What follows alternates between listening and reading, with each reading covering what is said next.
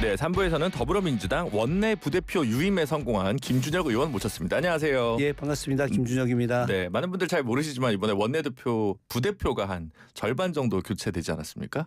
절반 정도 교체가 됐는데 네. 사실은 제가 유임이 됐는데 네. 어제 끝나고 나서 어제 원내대표단 그 사회를 제가 봤습니다. 네. 사회 보고 나서 한병도 원내대표께 정중하게 원내대표는 또 젊은 다른 분으로 물론 뭐 저도 초선이긴 합니다만은 네. 한병도 의원님하고 더 가까운 분으로 보셨으면 좋겠다 그렇게 말씀드렸고 제가 이번에 지방선거에서 네. 그 더불어민주당 경기도당에 지금 말씀드리긴 그런데 중요한 직책을 하나 맡게 됐습니다. 네. 그래서 거기에 좀 전력해야 돼가지고 예, 원내대표는 이제 좀 부대표는 그만두고 몰랐습니다. 도당 일에 집중하기로 좀 제가 했습니다. 오보를 낸 건가요? 아니면 여기서 지금 아닙니다. 단독을 주신 건가요? 아닙니다. 예, 이거 단독입니다. 단독입니다. 예. 네, 김준혁 원내 부대표 이거는 던져. 처음 얘기하는 네. 겁니다. 예.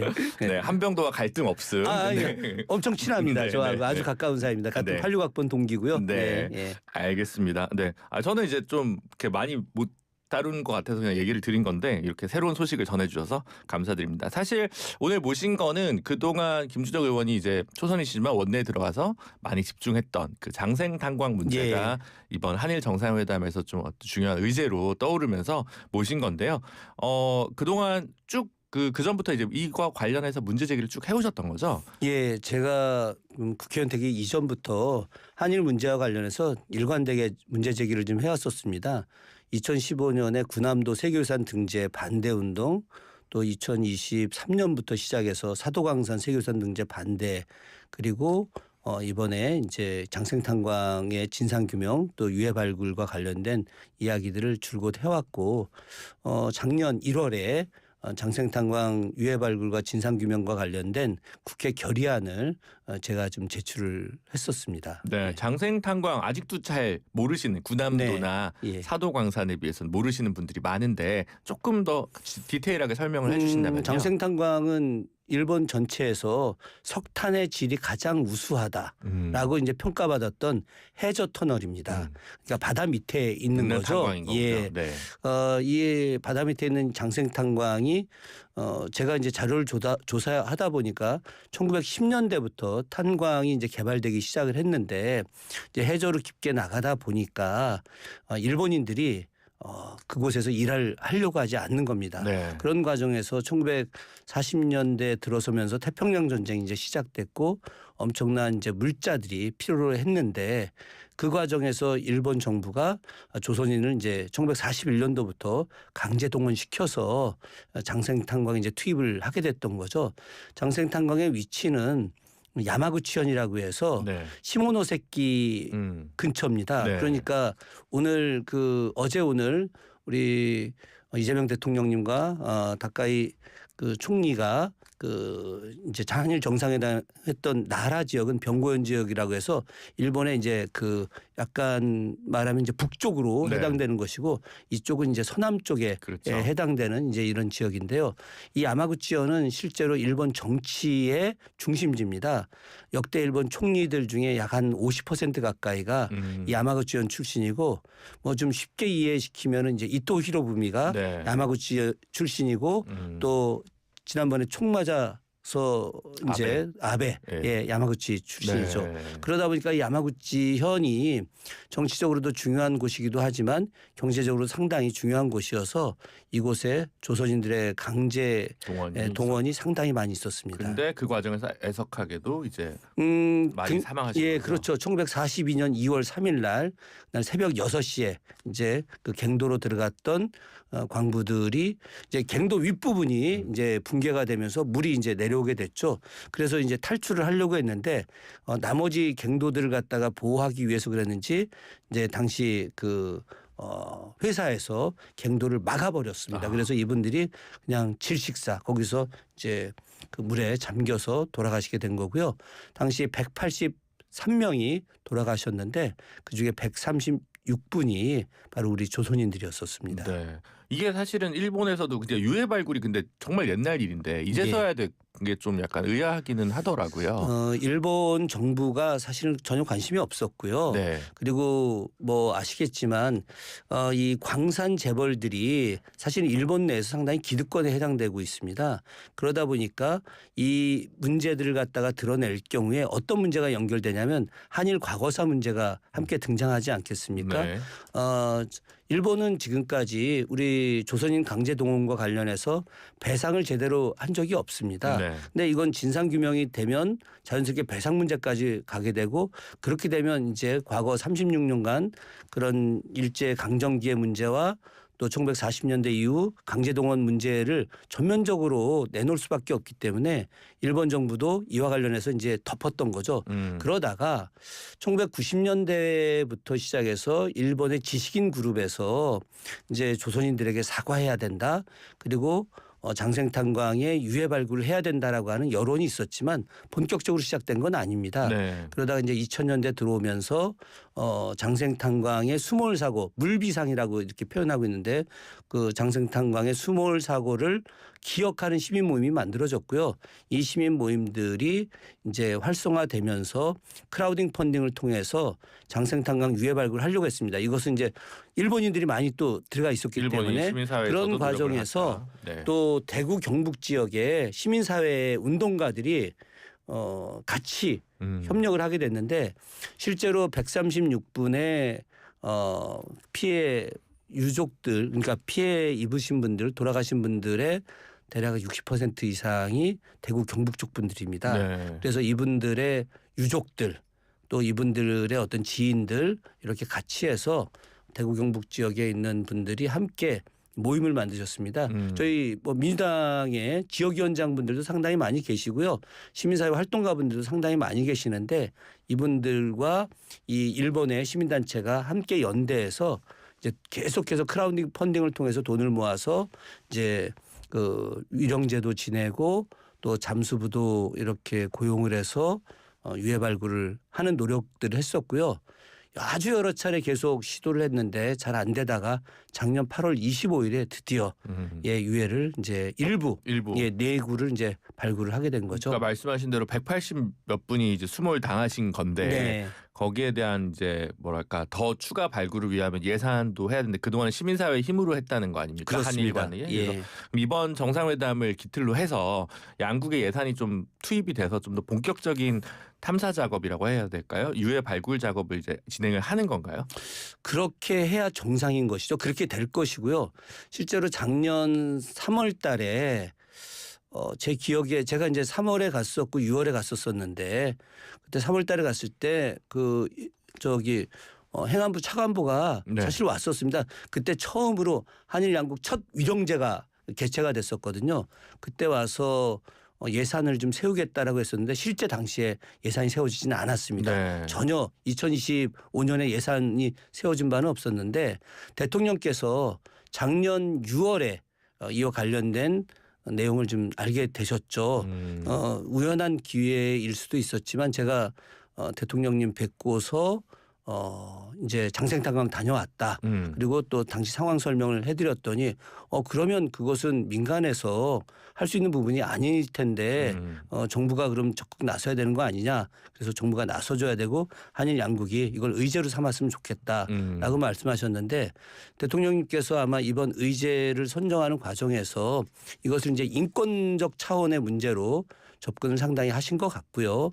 또 과거사 문제를 해결하는 중요한 내용도 말씀을 아마 하신 것 같습니다. 그래서 일본 다카이치 내각에서도 이 부분을 뭐 자신들도 받아들일 수밖에 없는 상황이었고 그래서 이번 의제가 돼서 아마도 제 판단으로는 대통령님 돌아오시고 나서 본격적인 이런 그 협의가 진행될 예정일 것 같고요. 아마 올해 상당한 예산이 세워지면서 이제 DNA 분석뿐만이 아니라 그 안에 있는 183분의 유해 발굴하는데 집중적인 노력이 있을 거라고 생각합니다. 장생탄광 문제가 한일 정상회담 의제로 올라온 건 성공적이긴 한데 네. 이번에 이제 기 발굴된 내구의 유해에 관한 DNA 감정 이거는 합의가 됐지만 네. 추가 유해 발굴에 관해서 특별히 합의가 이번 정상회담에서 나온 건 아닌 거잖아요.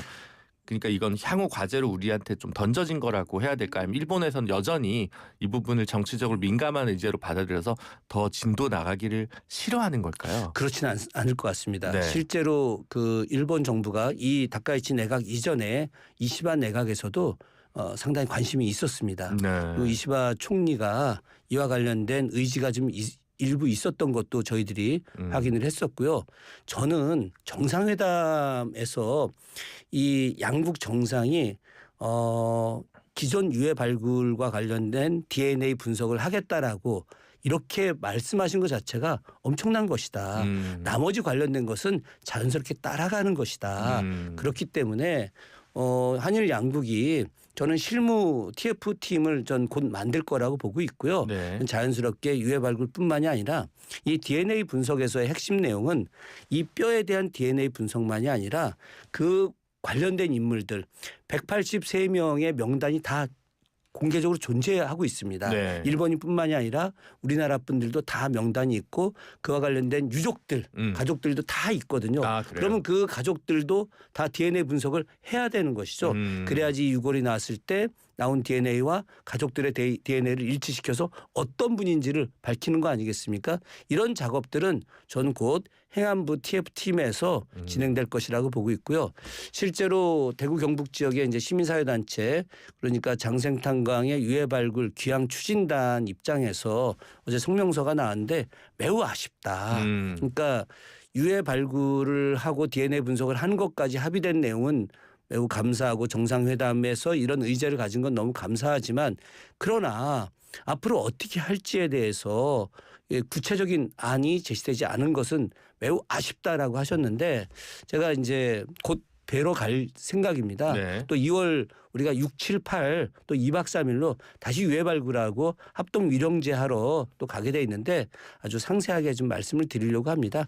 정상회담에서 이렇게 나왔으면 네. 앞으로 이것은 빠르게 진행될 것이다라고 하는 믿음을 좀 갖고 지켜보셔 달라고요. 근데 그 명분은 있지만 뭐 동명이인일 수도 있고 여러 가지가 있는데 그동안 시민사회가 오랫동안 일본부터 시작해서 활동을 해왔으니까 그 한국에 계신 그 유가족분들의 연락처는 빠짐없이 있는 건가요? 아니면 아직 이거는 조금 더 추가적으로 정부에서 나서 노력을 해야 될 부분도 여전히 남아 있는 건가요? 뭐 그 명단 전체를 다 대구 경북 지역에 있는 분들이 확보했다고 할 수는 없지만 네.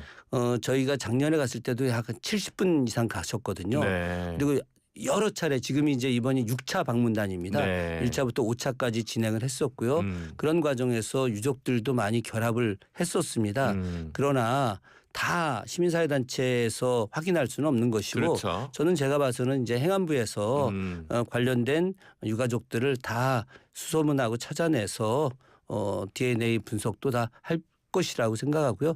그렇게 하는 것이 정부의 역할입니다. 그럼 아직 올해 예산에 반영된 거는 아닌 거일 거 아닙니까? 추경을 하든 뭘 하든 해야 추가적으로 그렇죠. 예산이 그런데 이제 배치되잖아요. 그 이런 정도 예산이 뭐 1차적으로 해야 될 그 어떤 순서를 정해놓게 된다면은 행안부에서 쓸 수 있는 가용 예산이 좀 있습니다. 그렇기 때문에 그 가용 예산을 일부 목 변경을 해서 네. 좀 뭐 전문 용어이긴 합니다만은 네. 돌려서 사용을 하게 되면 저는 충분히 추경을 세우기 이전까지 가능할 거라고 생각합니다. 네. 예산하니까 기획예산처 장관 후보자에 대해서는 어떻게 보고 계십니까? 이게 지금 계속해서 의혹이 나오고 청문회 날짜는 다음 주인데 글쎄 제 개인적인 걸 여쭤보시는 건지 아니면은 네, 이제 원내대 부대표도 내려놓으셨으니까 예. 네, 훨씬 더 편하게 얘기할 수 있지 않겠습니까? 저는 뭐 개인적인 생각은 좀 뭐 일찍부터 지명 철회해야 된다라는 생각을 갖고 있었고요. 저는 뭐 그 이전에 노무현 대통령을 비하하는 연극을 했거나 또 이재명 대통령이나 민주당을 비하하는 그런 여러 발언들을 한 것 이것까지도 어쨌든 큰 틀에서 어떤 화해와 협력 그리고 실용적 입장에서 참을 수는 있었습니다마는 그러나 이제 부동산 투기 문제 이런 것은 저는 그 공직자가 갖춰서는 안 될 일이다. 좀 전에 말씀드렸지만 노무현 대통령 비하 이런 문제들은 당시에 정당적 입장에서 그래 뭐 그것도 해서는 안 되는 일이지만 정당의 일원으로서 어쩔 수 없이 했다 치자 이렇게까지는 생각할 수 있겠으나 그러나 공직자로서 그런 일을 하는 것은 전 절대 올바르지 않습니다. 지금 그 얼마나 성실하게 얼마나 투명하게 노력하면서 사는 공직자들이 굉장히 많습니다. 네. 그런 면에서 보면 올바르지 않습니다. 부도덕합니다. 그래서 네. 정무적인 문제는 해원할 수 있지만 사법적인 문제, 이 부동산 관련된 문제에서 조금 적절치 못한 인선일 것 같다. 공직자의 도리가 아니기 때문에 저는 그 이해운 장관 지명자가 스스로 정말 결단하는 게 좋다. 스스로 결단을 당연히 해야 되죠. 네. 저는 뭐 명확하게 그렇게 생각합니다. 알겠습니다. 마찬가지로 좀 난감한 질문일 수도 있을 텐데 김병기 전 원내대표 네. 끝까지 지금 제명 결정에 재심 청구를 하겠다는 입장이고 네. 당은 이토록 왜 나에게 잔인한가 한 예. 달이라도 시간을 달라는데 예. 라고 얘기를 하고 있습니다. 근데 그러다 보니까 전반적으로 이 문제가 이 구도대로 가면 다음 달 초까지 계속 좀 질질 끄는 모양새가 좀 될 것처럼 보이는데 그래서 그럼 왜 정성래 대표는 비상징계 이 권을 행사하지 않느냐 라고 하는 의문들을 많이들 가지고 계시거든요. 이 문제는 어떻게 푸는 게 맞다고 보십니까? 제가 뭐 정치한 지는 얼마 안 됐지만 정치인들에게 가장 중요한 것은 국민 눈높이에 얼마나 맞춰서 행동하느냐. 전 이것이 가장 중요하다고 생각을 합니다. 김병기 전 원내대표는 저하고도 개인적으로 가까운 분입니다. 네. 제가 국회 들어와서 또 생활하면서 편하게 지냈던 분이기도 하고요. 굉장히 그 쑥스러움을 많이 타는 사람입니다. 안 그럴 것 같지만 굉장히 낯을 가리기도 하는 분인데 본인의 말씀을 좀 들어보면은 굉장히 억울한 그 측면의 이야기를 많이 하시죠. 그런 면에서 일정 정도 공감 가는 이야기도 있습니다. 그러나 저는 큰 틀에서 보자면 이와 관련해서 오해와 억측들이 부풀어져 있다 하더라도 그런 근거를 마련한 것은 본인이 잘못한 것이다. 그러면 본인이 잘못한 것이고 그러면 저는 스스로 먼저 아무리 애정이 있다 하더라도 탈당을 하는 것이 네. 역으로 애당적 행동일 수 있다. 네. 그런데 지금 재심 청구를 했는데 굉장히 아쉬운 대목입니다. 네. 저는 차라리 재심을 청구하지 않고 제명의 어떤 뭐 본인 스스로가 오욕이라고 할 수 있겠으나 그걸 받아들이고 그 속에서 다시 진실투쟁을 해서 만약에 그것이 진실이라고 한다면 민주당 입장에서 당연히 문을 열고 또 음악을 준비하고 또 비단 자락을 깔아서 환영해 줄 거라고 생각을 하는데 저는 지금은 거꾸로 재심 청구한 것을 철회해야 된다고 생각을 합니다. 네, 알겠습니다. 그 마지막으로요. 지금 민주당 이슈가 좀 많습니다. 네. 저는 원래 장생탄광 이야기하러 나온 거 근데 알았는데. 그건 저희 그 험악한 그 제작진의 의도를 어쩔 수 예. 없습니다. 저도 시키는 대로 해야 되니까요. 네, 요 질문까지만 드리겠습니다. 검경 수사권 조정, 예. 공소청 중수청 법안 지금 막 민주당 쪽에서 굉장히 그 정부의 입법 예고안에 대해서 굉장히 불만이 많은 것처럼 보여집니다. 그래서 지금 이재명 대통령 메시지는 당에서 충분히 논의와 수기하라 이렇게 나와 있기는 한데 사실은 그 전에도 되게 민주당이 조금 더 센 법안을 원했을 때 대통령이 취임 100일 기자회견에서 요거는 법무부 정부 주도로 정리하겠다라고 사실은 한번 그었는데 다시 한번 지금 민주당에서 이거 안 돼라고 하는 형국입니다. 그래서 이걸 좀 당청 갈등으로 보느냐 이렇게 보는 입장도 저는 있는데요. 전혀 그렇게 보지 않고요. 네. 개혁을 하는 과정에서는 여러 가지 갈등이 생길 수도 있고 그 갈등을 이제 하나로 묶어내는 과정이 그것이 바로 개혁 아니겠습니까? 이번에 보안 수사권과 관련된 내용에서도 역시 여러 의견이 있을 수 있죠. 어느 것이 하나 절대적으로 옳다라고 어떻게 이야기하겠습니까? 그러나 지금까지 검찰이 일제강점기 시기부터 시작해서 어떤 검찰의 권력은 굉장했고 해방 이후에도 검찰의 권력은 대단했죠. 그런데 권력이 올바른 권력으로 썼으면 모를까 권력을 남용한 거 아니겠습니까? 억울한 사람들을 만들어내고 죄 있는 사람들을 죄 없게 만든 것도 검찰이 해왔던 일들 아니었겠습니까? 그래서 검찰에게 보안 수사권을 주게 된다면은 또다시 어게인 검찰이 될 것이다라고 생각을 하는데 그런 측면에서 여러 논의들은 있습니다만 제 개인적으로 민주당 의원들과 많은 논의를 해볼 때 이와 관련해서 왜 친한 의원들끼리 이야기를 안 하겠습니까? 네. 그런데 1차적으로 나오는 안은 검찰한테 보안 수사권을 다시 주어서는 안 된다. 다만 검찰이 경찰이 미진하다고 생각했을 때 보안 수사를 하기를 권하는 요구하는 그러니까 보안 수사 요구권 정도는 줄 수 있다. 그래야지 경찰이 미진한 부분을 다시 수사하고 그래서 또 잘못한 수사를 갖다가 올바르게 만들어낼 수 있지 않느냐. 그러나 그것을 보안 수사를 검찰이 다시 하는 것은 막아야 된다라고 하는 것이 대다수 민주당 의원들의 입장이고 그리고 나서 이것이 안정됐을 때 정말 검찰이 다시 보안 수사를 해도 문제가 없을 수 있는 상황이 된다. 최소 10년이나 20년쯤 지나고 나서 그럴 때는 그때 당시에 그런 상황에서 다시 재논의를 할 수 있겠다. 이런 이야기들은 저희들끼리 합니다마는 그러나 지금 현재 검찰에게 다시 보안 수사권을 주는 것에 대해서는 저는 저뿐만이 아니라 대부분의 민주당 의원들은 반대하고 있습니다. 네, 알겠습니다. 입장은 분명하신 걸로 보이고 근데 그렇다면 입장은 분명한데